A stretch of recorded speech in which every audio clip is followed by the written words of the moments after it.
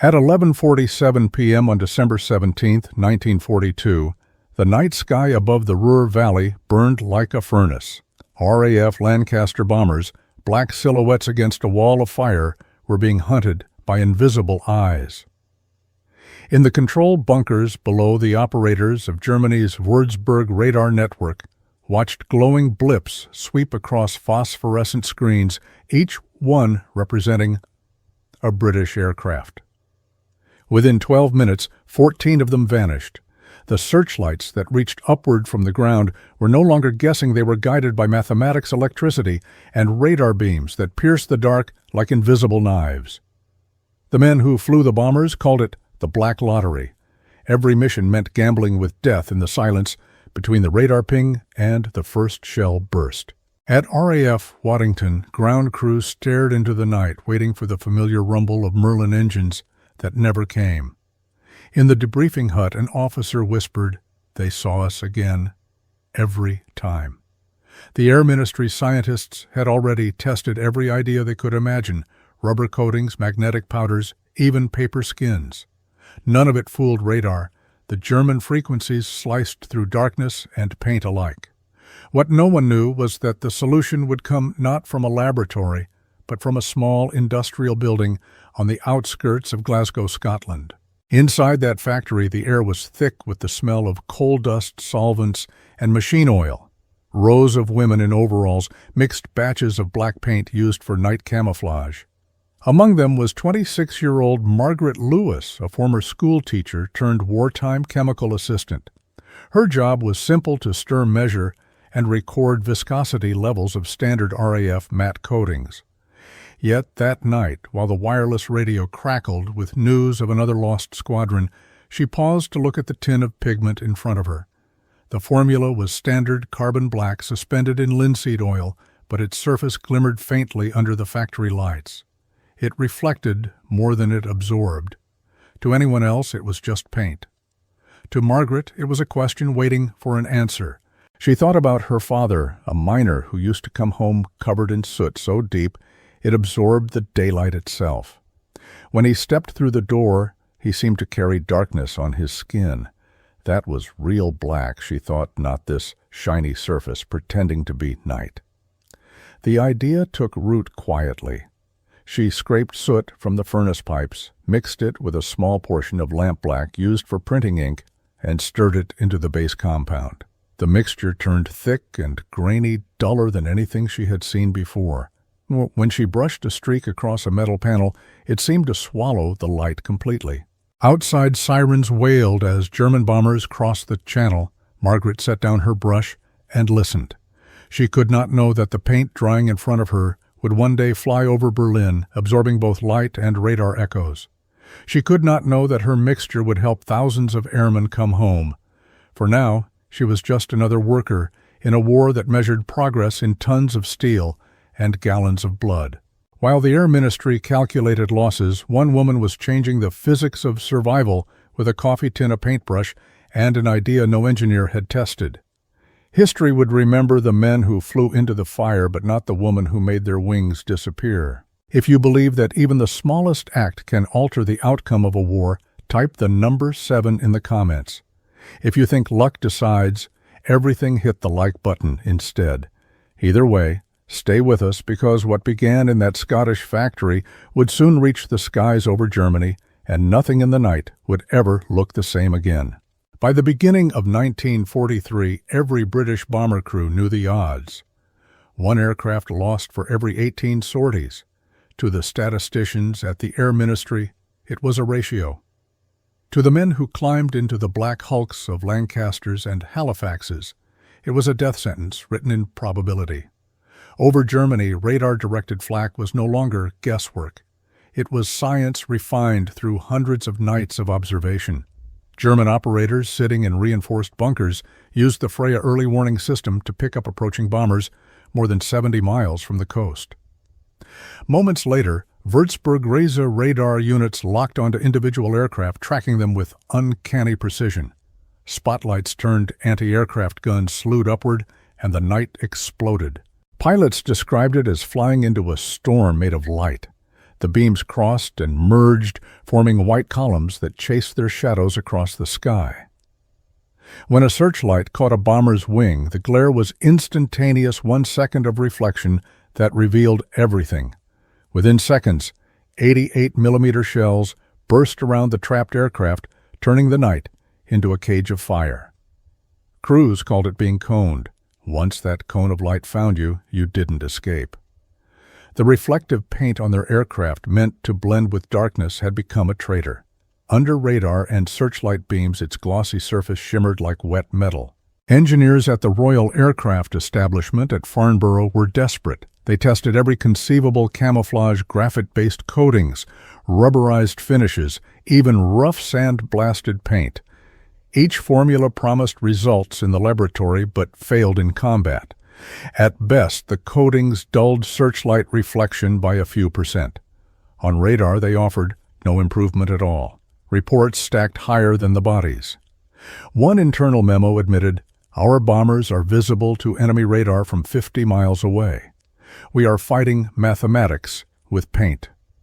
The phrase haunted the scientists who read it. Back in Glasgow, Margaret Lewis didn't see the statistics, but she heard their echoes. Each week, new orders arrived for replacement paint shipments marked loss replacement.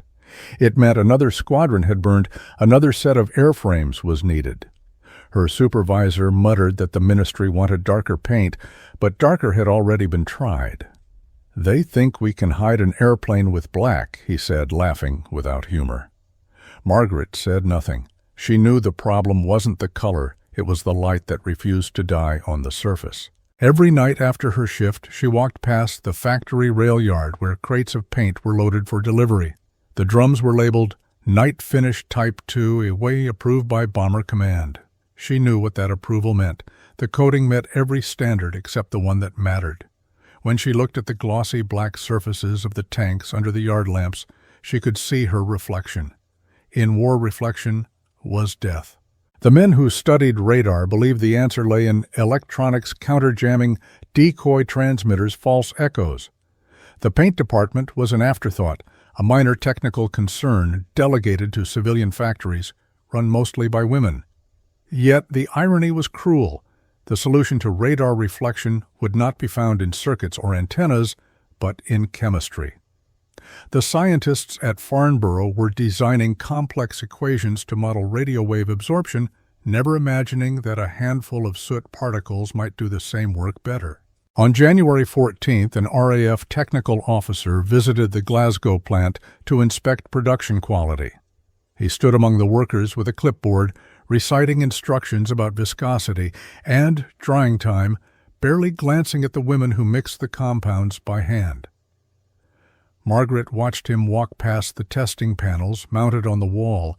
Each sample glowed faintly under the overhead lamps, the supposed night black, betraying its weakness. She felt an impulse she couldn't explain, a sense that they were all painting shadows with sunlight. Later that evening, she recorded in her notebook, "Our paint reflects light like glass. We can see the glow. The enemy can see it too." She didn't know that the Germans had already begun to integrate their radar and searchlight systems into a single, coordinated network capable of tracking and destroying bomber streams in layered precision. Every surface reflection, every glimmer of metal made their work easier. By February, the losses had become unbearable. In 1 week alone, Bomber Command lost 362 airmen. Families received telegrams printed on thin paper that tore easily when folded.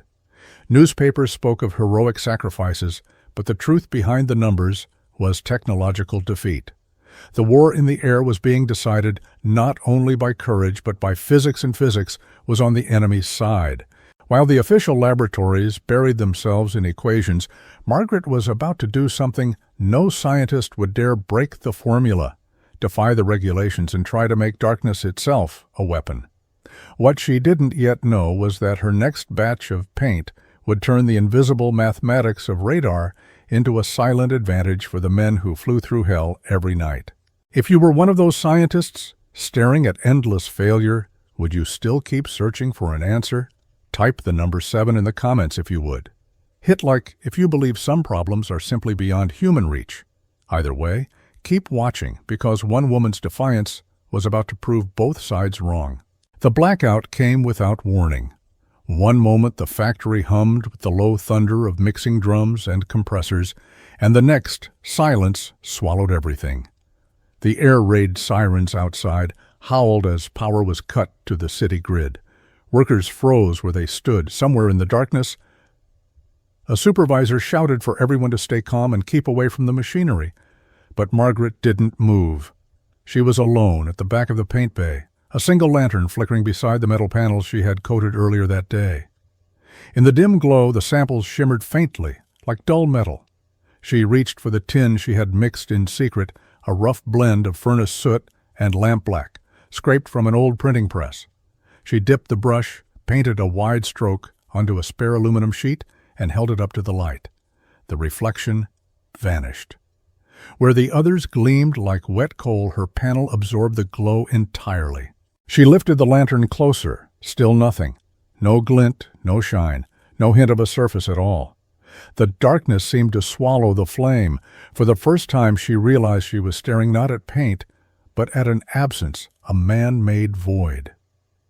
When the power returned and the sirens died, she stood there for several minutes, heart pounding. Her hands were shaking. The next morning she tested the coating again under daylight, expecting it to look ordinary. It didn't. The sunlight diffused across it and disappeared. The surface felt rough, uneven under her fingers, but its dull texture was what made it work. The carbon grains were binding light and scattering it across microscopic irregularities. By accident, she had created a near-perfect matte surface. Margaret logged the batch as experimental soot additive non-standard composition. She could have left it there, but curiosity had become conviction. Over the following week, she refined the mix, balancing viscosity with drying time. Standard lampblack pigments measured around 40 nanometers across. Furnace soot particles were larger and irregular, breaking up light in unpredictable ways. She didn't have the vocabulary for what she was doing. Terms like diffuse reflection or radar cross-section belonged to scientists, not factory workers, but instinct guided her. Darkness wasn't a color. It was a texture. When she sent a small sample to the Air Ministry's testing branch, the response came swiftly and coldly. Non-conforming pigment size. Unapproved additive. Do not reproduce. Regulations left no room for improvisation. Factories were expected to follow the manual exactly no matter the results. For most workers, that would have been the end of it. For Margaret, it was the beginning. She had seen something undeniable. In February 1943, she took a calculated risk. A friend of hers, a junior chemist named Peter Allen, had recently been transferred to Farnborough as part of an auxiliary materials group. During a routine inspection visit to Glasgow, he stopped by the paint bay. She showed him the experimental panel under the same lantern light she'd used that night. Peter blinked twice. "That's impossible," he said. "It looks like there is a hole in the sheet." She handed him the formula written on a scrap of brown paper. He warned her that sending unapproved material through military channels could be considered sabotage. She asked him to test it anyway. 3 weeks later, she received a telegram with no sender's name, only a single line of text. Reflex response reduced by 17%. Repeat requested. She read it twice, then a third time. 17%. The number was impossible. Radar engineers at Farnborough had spent 2 years chasing improvements of less than 5. If her mixture truly absorbed or scattered even a fraction of radar energy, it could mean the difference between life and death for every crew crossing the North Sea. Peter's next letter explained everything. The Farnborough team had coated small aluminum plates with her paint and tested them inside a radar calibration chamber. Standard aircraft finishes produced clear echoes at all frequencies. Hers produced faint delayed returns as if the signal had been muffled. The surface roughness and high carbon density were diffusing the radar beam itself. It wasn't stealth in the modern sense, but it was a start enough to confuse detection, long enough for a bomber to slip through. But approval would never come. The ministry's specifications required smooth finishes to prevent aerodynamic drag and ice accumulation. Margaret's rough coating violated every rule, so she decided to ignore them. Late one night, she, Roy, and Peter convinced a sympathetic maintenance officer to let them repaint a retired Wellington bomber used for ground training. They worked in near darkness, brushing the soot-black mixture across the fuselage. When the job was done, the plane looked different, less metallic, less visible, as if it were made of shadow instead of steel. The next morning, they towed the Wellington into a radar test range outside the airfield. The technicians, unaware of what had changed, began calibration. The scope operators frowned. The aircraft's echo appeared weak, fading in and out. One asked if the transmitter was malfunctioning. Peter shook his head. He didn't explain. The data log showed that the aircraft's radar visibility had dropped by precisely 17%, the same result as before. That night, Margaret stood outside the hangar, watching the plane under the floodlights. The surface remained dark matte, almost invisible against the night. She thought of the bombers still burning over Germany, and wondered whether this secret shade of black could bring any of them home. She couldn't tell anyone. The formula wasn't hers to share, and official recognition was out of the question. But for the first time, she believed that one person with no rank and no authority could still bend the war's machinery toward mercy. If you were Margaret, knowing your idea could save lives but break every regulation, what would you do? Type the number 7 in the comments. If you would take the risk, hit like if you think rules exist for a reason. In the next chapter, you'll see what happened when that paint took flight, and how the night sky itself began to change. The experiment almost never happened. By March of 1943, RAF Bomber Command had lost so many aircraft that even a single unauthorized modification could cost someone their career. But the desperation was stronger than fear. On a foggy afternoon at RAF Waddington, Peter Allen arrived carrying a small tin labeled simply Compound D7. No one asked what it was. He told the ground crew it was a new anti-corrosion treatment from the Ministry of Supply. That lie, repeated calmly enough, was all it took. Within 2 nights, one Lancaster serial number, ED 997, was painted with Margaret's formula from nose to tail. The crew didn't know the difference. The plane looked the same in daylight black, dull, ordinary. But under the hangar lamps, the surface seemed to swallow the light. Mechanics joked that it looked hungry. They nicknamed it Shadow 1. At 22:12 hours on March 5, 1943, Shadow 1 rolled down the runway with 16 other bombers heading for the industrial city of Essen, deep in the Ruhr Valley. The target was Krupp Steel Works, the heart of Germany's war production. The crew of 7 were veterans, calm-efficient, all too aware of the odds. As the aircraft climbed into the night, the radio man tuned in to BBC frequencies until the signal vanished under German jamming. From the ground, radar stations along the Dutch coast picked up the first echoes of the formation. Blips multiplied across the Würzburg screens, glowing dots converging toward the Ruhr. But one dot was faint, irregular, almost invisible. The operators assumed it was interference. Inside Shadow 1 pilot flight Lieutenant Raymond Nash leveled at 18,000 feet. The city was already burning from the first wave. Flak exploded below searchlights, swept the sky, through the canopy. He could see the cones of white light trapping aircraft ahead of him, tiny crosses of fire that flared, then disappeared. "Keep her steady," his navigator murmured. Then something strange happened. A searchlight passed across their wing and did not stop. It slid away as though the light had nothing to hold on to. The gunner looked down and whispered, "They can't see us." On the ground, German radar controllers shouted coordinates to the batteries. 91 targets confirmed altitude patterns established. But one echo refused to stabilize. The scope operator adjusted the gain and frowned. "Ghost target," he said, intermittent return fading. The officer leaned over his shoulder. "Ignore it. Prioritize confirmed contacts." That ghost was Shadow 1. It slipped through the defensive ring unnoticed, released its bomb load directly over the steel works, and turned for home while other aircraft were still fighting for survival. By dawn, only 12 of the 17 Lancasters returned. Among them was ED 997 untouched, not a single hole in its fuselage. When the crew debriefed, Nash hesitated before speaking. "It was like we weren't there," he said. "Searchlights went right over us. The flak followed the others, not us." It was the first time it felt like the sky didn't want us dead. The intelligence officer chalked it up to luck. Pilots were always superstitious, but Peter Allen quietly took a note in his logbook: D7 flight successful, no radar fix obtained. In the following weeks, Peter and Margaret continued their secret tests. 6 more aircraft were coated under the guise of maintenance repainting. The changes were subtle, but measurable. In mock tracking exercises off the British coast, radar operators noticed weak returns and unexplained gaps in their plots. By the end of April, the pattern was undeniable. Planes coated with D7 showed up later on radar screens, often too late for German defenses to prepare.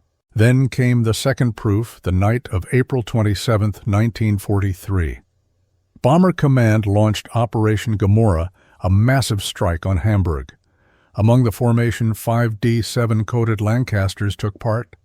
Over the North Sea, Würzburg stations lit up their scopes, 91 strong echoes, then 5 weaker ones that flickered and vanished. Those 5 reached Hamburg unscathed. Out of 142 bombers, 49 were lost that night. All 5 experimental aircraft returned. The results spread quietly through the ranks. Crew chiefs whispered that some planes came back cleaner than they left. No one knew why, only that something had changed. The rumor reached Bomber Command's technical division. Within days, Peter was summoned to London for questioning. The inspectors demanded to know what D7 was, who authorized it, and where the formula came from. He told them nothing, only that it worked. The officers threatened court-martial for unauthorized modification of military property. Then they requested another test. The next official trial took place in May at a radar range near Suffolk. Engineers lined up panels coated with every approved paint type alongside Margaret's D7. When the test began, the radar beams swept across the panels one by one. The standard finishes blazed on the scope. The D7 panel barely registered. The engineer conducting the test stared at the oscilloscope and said softly, "This shouldn't be possible." Within weeks, the Air Ministry issued a restricted technical note authorizing the new coating under the designation Dark D7 Night Finish Limited Production. But Margaret's name never appeared on the document.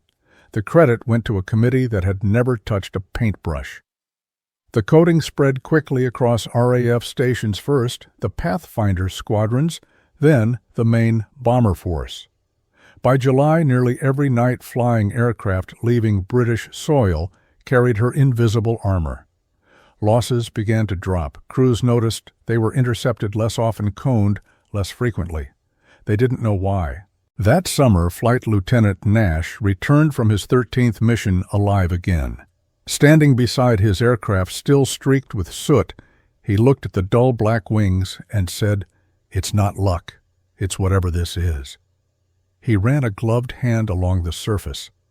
The texture was rough, uneven, like sandpaper. It felt alive. He smiled and added quietly, "If the devil can't see you, he can't shoot you. If you believe one experiment can rewrite the rules of survival, type 7 in the comments. If you think it was all coincidence, hit like. But stay with us, because what began as an act of defiance in a Scottish factory was about to alter the entire strategy of the air war. By the summer of 1943, the Royal Air Force began noticing something the statisticians couldn't explain. The loss curves on Bomber Command's operational charts were bending downward. In July, the average loss rate for night missions stood at 6.1%. By September, it had fallen to 4.8.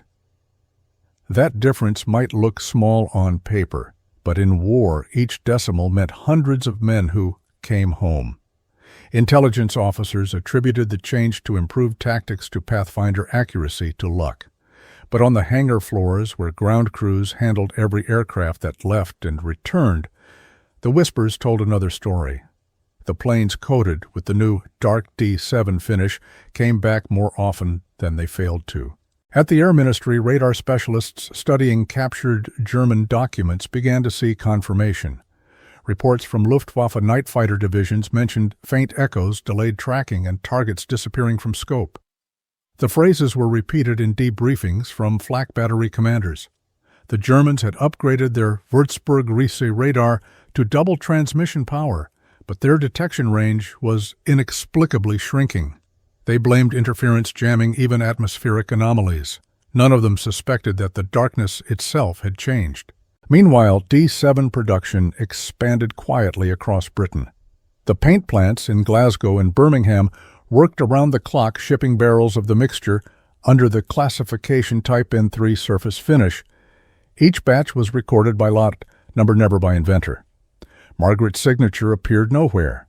The material reports described it clinically matte, carbon-based coating. Average particle size irregular. Reflectivity reduction measured at 34% optical, 17% radar band. The numbers were extraordinary. Those statistics translated to survival. Within 6 months, the new coating had been applied to over 1,200 bombers. In that same period, RAF analysis estimated that roughly 3,800 airmen who would otherwise have been lost were still alive. At debriefings, returning crews reported fewer searchlight cones, fewer early radar warnings. The term shadow flight began circulating among squadrons, unofficial slang for aircraft painted with the new formula. It was the first time in the entire war that Britain held an advantage in the night air campaign. The effect rippled outward. German Radar Command had to recalibrate their entire defensive network. Operators doubled scanning frequency to maintain contact with vanishing targets. That required more power, more maintenance, more fuel. By late 1943, the Reich Air Ministry estimated that anti-aircraft coordination was consuming 30% more energy than before. In the middle of a resource-starved war economy, that increase was catastrophic. On November 18, 1943, during a major raid on Berlin, the Luftwaffe's 1st Night Fighter Division reported a failure rate of over 40% in their radar interception plots. The British bombers flying at standard altitudes simply weren't appearing until they were already over the target. The Germans assumed the British had developed new electronic countermeasures. They had, but not the kind made of circuits. The secret lived in paint. Margaret's formula changed the logic of the air war. For the first time, darkness belonged to the attackers, not the defenders. The RAF adjusted its strategies accordingly. Flights that once scattered to confuse radar could now concentrate in tight bomber streams, overwhelming defenses. The statistical models confirmed what the crews already knew. The fewer times you appeared on a radar scope, the fewer guns could aim at you. Historians would later call it the silent revolution of 1943, a shift so subtle that it appeared nowhere in the official communiques, yet altered the balance of the night bombing campaign. Without D7, the winter raids over Germany might have collapsed under unbearable losses. Instead, the RAF pressed forward. By early 1944, Berlin, Hanover, and Leipzig burned under waves of bombers that the Germans could barely see. One captured officer described the experience bitterly. "We heard them before we saw them. The sky was black, and then it was fire." Back in Britain, Margaret Lewis continued her work anonymously. She never knew that senior officers in London had cited her formula during a closed technical conference titled Visual and Radar Stealth in Night Operations. The briefing concluded with a single line in the minutes further research recommended into surface diffusion coatings. That line would quietly shape decades of military science. In the statistics of survival, her name was missing, but the proof was written in the numbers that mattered most. Fewer telegrams sent to grieving families, fewer empty bunks, more pilots walking back into the mess halls at dawn. Those men never knew who to thank. They simply believed the sky had grown kinder.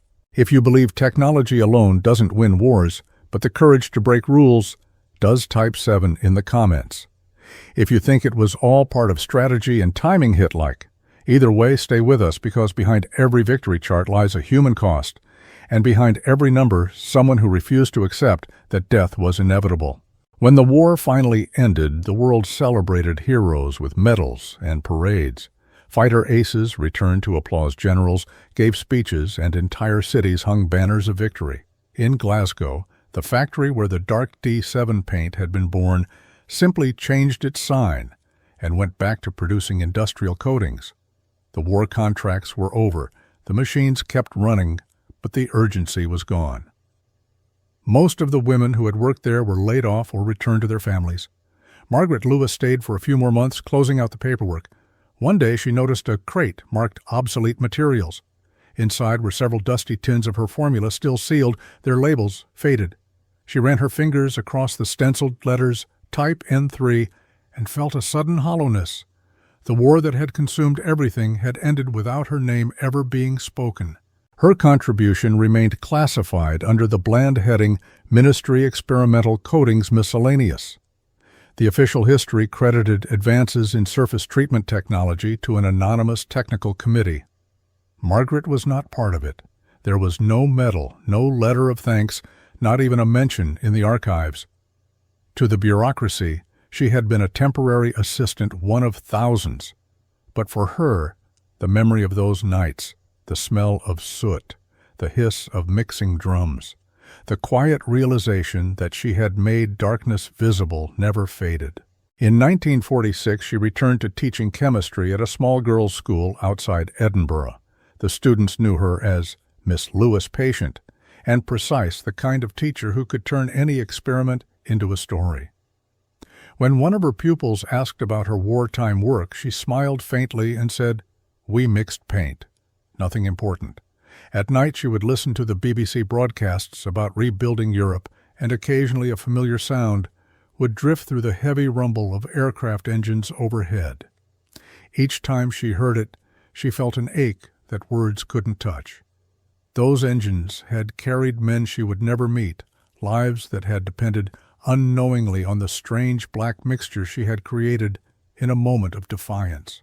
In 1965, more than 20 years later, a young military historian named Edward Carver was researching RAF material science during the war. While combing through a stack of forgotten technical memos, he found a note titled "Observations on Irregular Particle Coatings." The report's author line was blank, except for the initials ML Curious. He traced the batch numbers and discovered that all Type N3 paint shipments originated from the Glasgow facility. The production logs listed a junior technician named Margaret Lewis. When Carver finally tracked her down, she was 50 years old, teaching part-time and caring for her aging mother. He arrived at her small flat with a briefcase full of documents and photographs. "I think you changed the outcome of the air war," he said. She laughed softly, assuming he was joking. When he showed her the graphs, the radar reflection tests, the operational statistics, the notes from Farnborough, her smile faded. For several moments she said nothing. Then she asked, "Does it say how many came home?" Carver estimated that her formula had saved at least 4,000 airmen between 1943 and 1945. She looked down at her hands. "Then that's enough," she said. "I don't need anything else." Carver later wrote that she refused every offer of public recognition. She didn't want her name in books or museums. It was only paint, she told him. Real heroes were the men who flew through it. He left her apartment with a single photograph, a black and white image of Margaret standing beside a mixing drum, hair tied back with a scarf, a smudge of soot across her cheek. On the back she had written, "For the ones who didn't come back."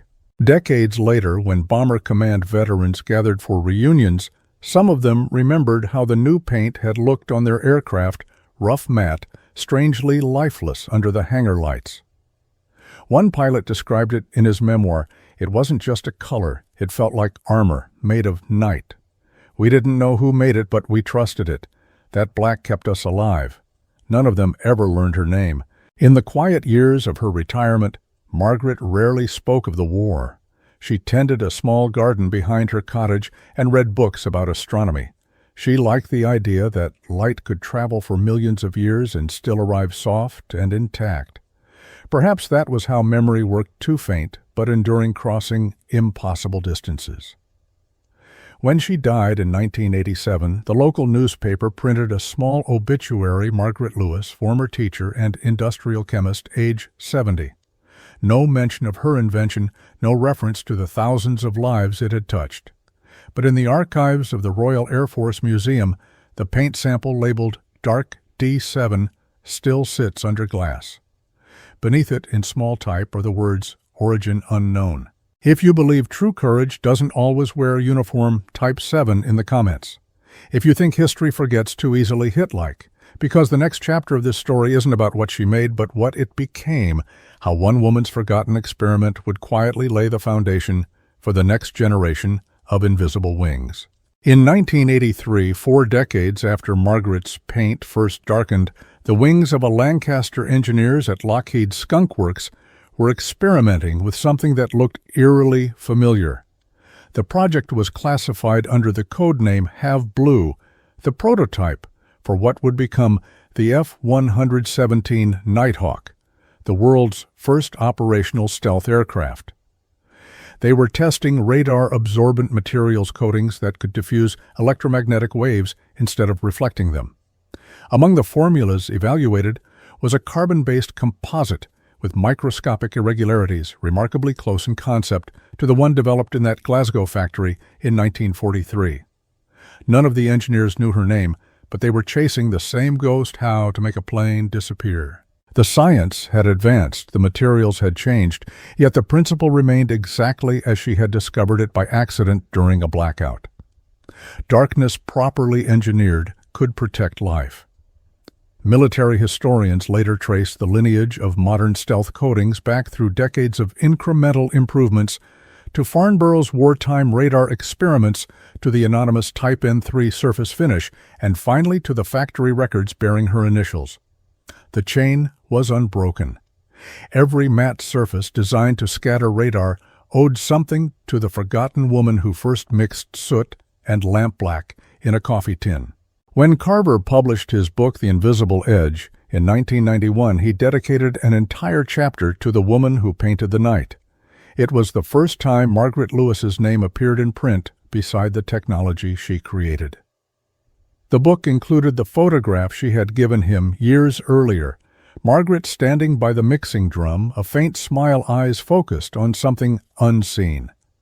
Underneath, Carver wrote a single line, "Her invention saved more lives than any bullet ever fired." The book sold modestly, but among veterans and engineers it became a quiet legend. In 2003, the Royal Air Force Museum mounted a small exhibit on wartime innovation. In a glass case sat a preserved metal panel coated in a dull, lifeless black. The caption read, "Experimental Anti-Radar Paint, 1943, Source Glasgow, Scotland." Visitors often walked past without noticing. It didn't gleam, didn't call attention to itself. That was the point. One curator said it was his favorite artifact. "It hides in plain sight," he said, "just like the woman who made it." The legacy of Dark D7 wasn't confined to aviation. The concept of absorbing rather than deflecting light reshaped design in fields ranging from architecture to astronomy. By the early 21st century, super black materials were being used in telescopes to eliminate internal reflection, the same principle that once shielded bombers from radar. Margaret's idea, born in fear and necessity, had become a tool for exploration. The paint that once hid warplanes now helped humanity see deeper into space. History rarely celebrates those who labor in silence. We remember the planes, the pilots, the victories, but not the hands that built the tools that made survival possible. Yet the story of Margaret Lewis endures precisely because it was almost lost. She wasn't a soldier or a spy. She was a teacher, a daughter, a chemist who refused to accept that darkness was only for hiding. To her, it was something to shape and understand. Imagine her standing in that factory all those years ago, lantern light flickering across rows of metal panels, realizing that she had just changed what the night could mean. No anthem played, no orders, followed only the sound of her brush against metal, the whisper of paint becoming history. The next time you see a jet vanish into a twilight sky, remember that somewhere inside its black skin lies the echo of her discovery, a lesson written not in equations but in courage. The power to alter destiny can begin in the smallest act, in a moment when someone refuses to stop asking, "What if?" If you believe that history is built by those who never sought recognition, type 7 in the comments. If you think every forgotten name deserves a voice hit like. And if stories like this one matter to you, stories of ordinary people who changed the world in ways almost no one saw, subscribe to the channel so these lives won't vanish again into the dark. Because in the end, every war leaves behind not just wreckage and ruin, but also the faint traces of those who turned shadows into shelter. Margaret Lewis did not ask to be remembered. She only wanted her paint to work. And it did.